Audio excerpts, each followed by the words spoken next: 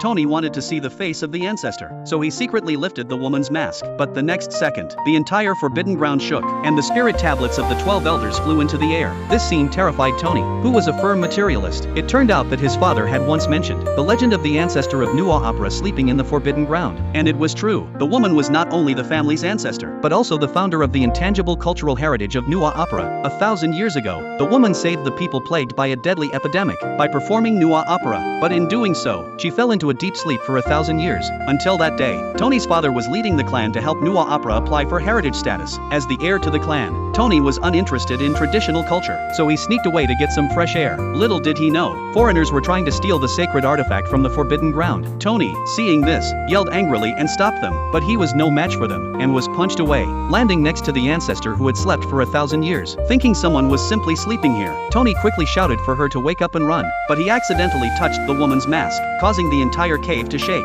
Seeing this, the foreigners quickly stole the sacred artifact and fled. To wake the woman, Tony had no choice but to remove the mask, but in doing so, he awakened the ancestor who had slept for 1,000 years. At first, Tony thought the woman was a ghost, and was about to run away but was caught by her magic. When she learned that Tony was the heir to the clan, she immediately branded him with a master-servant contract. Tony had no choice but to respectfully serve her. The two then went back to the clan. At that moment, the clan was hosting a Nuwa Opera performance. Watching the performers making mistakes in their dance, the woman was displeased. It was a civilization that had been passed down for thousands of years, but now it was in decline. Unable to bear it, she went up to the stage to guide a girl. This action immediately caused discontent among the crowd. The girl was recognized as a Nuwa Opera genius in the clan, and they couldn't let an outsider like the woman point fingers. Hearing the complaints, the woman glared at them. Tony quickly brought her a chair and invited her to sit. Seeing her in such a dominant position, the crowd was upset. How could the young clan leader serve her and let her criticize Nuwa Opera, which had been passed down for generations? The clansmen were ready to take action against the girl, but Tony rushed forward to stop them. At that moment, a woman came running,